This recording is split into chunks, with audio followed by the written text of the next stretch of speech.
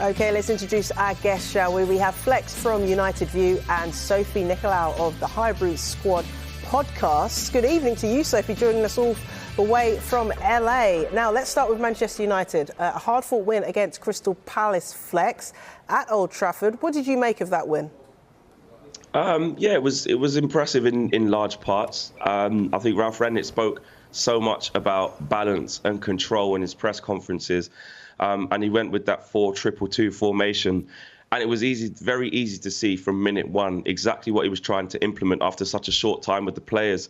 I think Bruno Fernandes and Jadon Sancho had different roles just behind the front two and just in front of the midfield pivot of McTominay and Fred, providing width when necessary, but starting from central positions to give that balance and to give that compact situations that Ralf Rangnick wants to create. A lot of talk about Ronaldo from many pundits and fans. Is he going to be a problem? Can he press? Can he do this? Ralf Rangnick made it abundantly clear and quite smartly, in my opinion, to say no goals for Ronaldo today, but worked absolutely tirelessly. He fit into that system well. And I think the first 30 minutes, the only thing it was missing was probably real clear-cut chances to get 1 or 2-0 up. But I think after that, after having the players for such a short time, you could clearly see what he was trying to implement. And fans around me were sort of saying, Flex, this is weird. It looks like we know what we're doing. And I don't mean that disrespectfully to Ole Gunnar Solskjaer, but in half a day's training session, it looked like the players had a clear way that they wanted to play, a clear identity of what they were trying to do. Did it work for 90 minutes? No, that's going to be impossible after one training session. But there was enough there in that first 30, 35 minutes to suggest that Ralf Rangnick will probably take us in the right direction. It's very early days. There's room for improvement, like he said. But really, really happy with the win and the way that we controlled the game. Sophie, they won and they're actually unbeaten since Ole Gunnar Solskjaer left. What's changed? It's incredible what experience brings to the table, isn't it? We often talk about giving young managers a chance, and rightly so, they should be given a chance. But perhaps Manchester United stuck with Ole just a little bit too long. Obviously, a legendary player, infamous for the treble winning season, what he has done for the club on that front. But he really didn't. He improved them in the league. They got second last season, but unfortunately, he also didn't have that killer instinct. Wasn't able to win, his finals. Didn't bring a trophy. And I just think that Ralf Rangnick brings a whole other level of experience from Europe. Some of the players that you can see that he's identified and he's worked with over his entire career. I just don't think you can compare the two, especially when Flex says in one game you can see what he's been able to bring to the table. And I think those are the massive differences. The tactical intelligence that he brings is really incredible. Like even playing Rashford and Ronaldo up front together, out of possession, they were so good today. I thought so improved. And I think that was one of the biggest pickles for Manchester United. They pressed a lot higher as well, which really they've been poor at under Ole this season too. So an impressive start. Flex, what have you made of Fred? He comes under for a lot of criticism, doesn't he, from some of the fans? But he got the winning goal and impressed, certainly, yesterday. I'm always defending Fred to a lot of Manchester United fans. We call him Pastor Fred, and he offered up a Sunday service, for free. Yeah, anyone was welcome. His performances do go under the radar. I think sometimes his limitations people focus on a lot, sometimes in distribution, and sometimes he can make mistakes on the ball. I think the biggest problem that we actually have is the combination of McTominay and Fred together. I don't think they actually complement each other very well. And Fred's skill set is actually really vast. I think he gets around the pitch. People absolutely love him. He's an honest player, like a lot of the other players say. It's refreshing to hear Diogo Dalot talk about him. Ralf Rangnick's only known him for probably a couple of days and says, I love the boy. He's infectious. But most importantly, on the pitch, I think you know what you're going to get with Fred. And if you put a system in and around him that can facilitate his strengths and kind of, not so much focus on his weaknesses, which is what a good coach will do, I think you get to see the best of Fred. And look, Fred doesn't know how he scored with his right foot. Nobody does. But, but he's there. You look at the good moments against Arsenal. He gets the assist just before half-time. He then goes to get win the penalty that ultimately gets us to win the game. His pressing against Villarreal away leads to our first goal. So anything that Fred's involved in, all the good moments at the moment, hasn't been Bruno Fernandes, it hasn't been Rashford.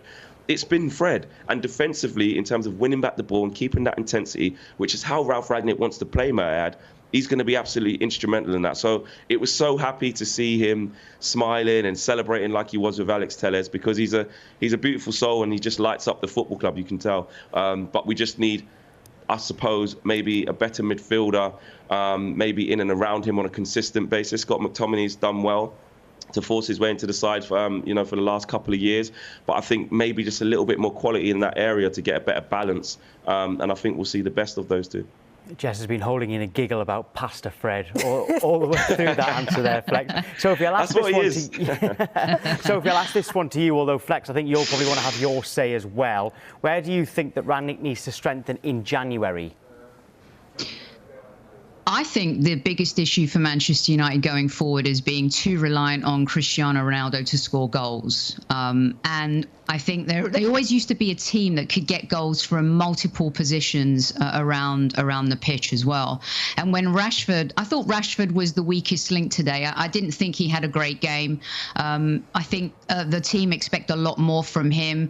Greenwood, Personally, I think he's a lot more talented than Marcus Rashford and more of a natural goal scorer as well. But their maturation is still in flux, and I think you're going to see the best of them, as time goes by. But I think a striker is probably going to be the biggest thing that they need. And now you're looking at the Wan-Bissaka not getting Luke Shaw's injured. Wan-Bissaka's been kind of ousted from his position. Are those going to be areas that they're going to look to strengthen as well? Again, and as Flex said, the midfield, I think, is still going to be an issue for Manchester United. But scoring goals, I think, is going to be the top of their list. And Flex, I know you mentioned their central midfield. Is there anywhere else that you think, and do you think they need more goals? I do think, like I said, I'm going to stick with the central midfield issue. I think it was a problem before the summer.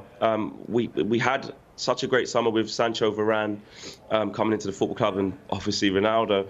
And Ronaldo's our top scorer. Sophie's right, you don't want an over-reliance on him, but I think what Ralf Rangnick can do is get the likes of Mason Greenwood probably playing more often, like Sophie touched on.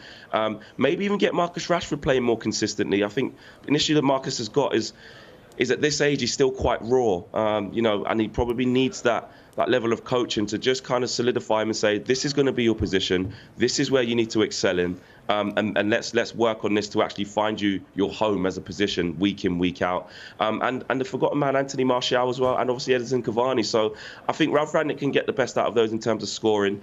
It's an interesting one about Aaron Wan-Bissaka. Many fans saying yesterday that they fear for Wan-Bissaka in this system, a ball-playing right back, a forward-thinking right back in Diogo Dalot, really good with both feet, plays a reverse pass to Marcus Rashford that Wan-Bissaka probably wouldn't play on his left foot against Arsenal. And Dalot's contribution from the right-hand side was fantastic. And positionally, people talk about Wan-Bissaka being really good defensively.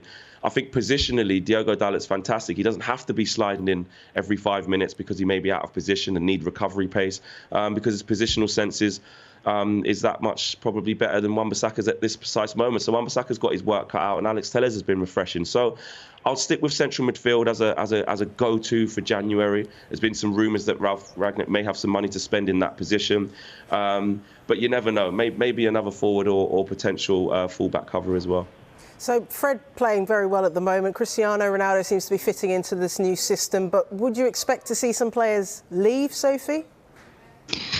I think Manchester United are looking to refresh their squad, and I think now's the time for them to kind of build going forward. A little bit like my team, Arsenal. You have to get the broom out sometimes and bring in. I think they need more youth, and if there's a manager that can help do that, it's Ralf Rangnick. When you look at his career and the type of players that he's unearthed and discovered, and sometimes, he brought in Kimmich for €500,000. He discovered Haaland. He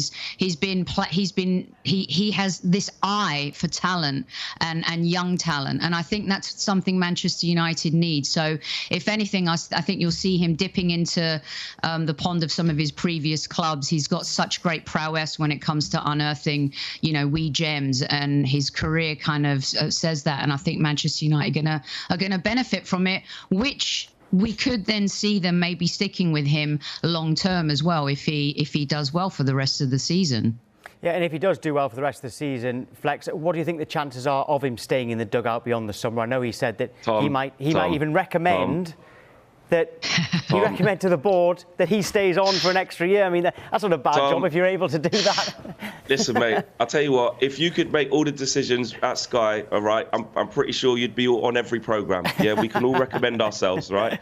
I think I'm emotionally scarred, right, from the sentiment with Ollie, with the run that he went on at the beginning. I said when Ralf Rangnick was appointed, and maybe it was too hasty, maybe I'll stand to be corrected, I said, even if he wins the Champions League, let's just stick to the plan of whatever it was. Now, that could have been too hasty, I know, but I just don't want to see us get rid of another plan that is a long-term plan, the right direction we want to go. Ralf Rangnick will help choose the next manager, although he did say, I may advise them to keep me on, which was quite weird, because I was really under the impression that, they know who they want to go for a long term, whether it be Pochettino, whether it be Brendan Rodgers, whether it be Eric Ten Hag, I don't know. But Ralf Rangnick will gear this team up to be able to pass the baton on. So it's similar to like he did with Nagelsmann at RB Leipzig. And I liked that. But then when I heard him say, I may recommend myself, I just thought, well, hold on a little bit. Let's just relax. Our fingers have been burnt. So let's just take it game by game, see how high up the table we can finish, hopefully get a good cup run and win some silverware, and assess it at the end of the season. I'm definitely not going to be on here acting hasty, saying, give him it for 3 years and this, that, and the other. We've seen what bad planning can do. So let's just have a little bit of calm on a Monday morning. Let's do that.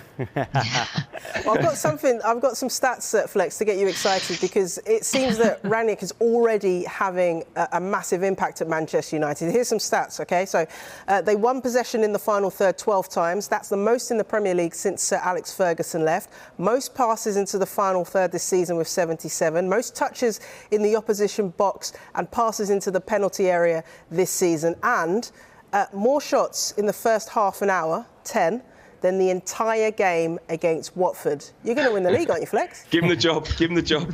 Give him the job. Give him the job. No, Jess, it's not. Stop trying to, Jess. Look, it's Monday morning. Do not try to do this. I'm not going to become that person who's going to be clipped on social media saying, look at this clown after 30 minutes of good play thinks Man United are going to win the league. I'm not going to do it, although I'm very, very happy. Look, we just got to be patient. All of those stats are fantastic, and it just proves, and again, it's no disrespect to Ole Gunnar Solskjaer, it just seemed like somebody who had all the passion, all the desire, all of the love in the world for the club, but maybe was underqualified. I think when you hear Ralf Rangnick speak, it's very deliberate, it's very intent with what he's saying. And to see him speak about what he wanted to do before the game, see that work, and then him explain exactly what he did and why he did it afterwards, to kind of say that wasn't by accident, and that was in 1 day's worth of training and 45 minutes at that. It's so refreshing to see. So, look, I think Ollie did the best he could with the tools that he had and the ability that he had. But I think, like what we've been talking about this morning, is this is what happens when you appoint somebody experienced, not on sentiment, not on past dealings with the club as a phenomenal player and a contributor to the football club, but as the right man for the job. And I think we're going in the right direction. That's all you're getting out of me. Balance from Flex this morning. Yeah. Balance, just like Ralph talks about. says look at this plan. Ole was like the huggy manager, wasn't he? He was always going to make players feel good. But the difference is now, watch Rashford, watch Greenwood. He's going to improve them technically. He's going to improve them as footballers, whereas Ole was more of a cheerleader. And I think that's the biggest difference when you look at the two, even in just one game. Yeah, good start. And Sancho as well.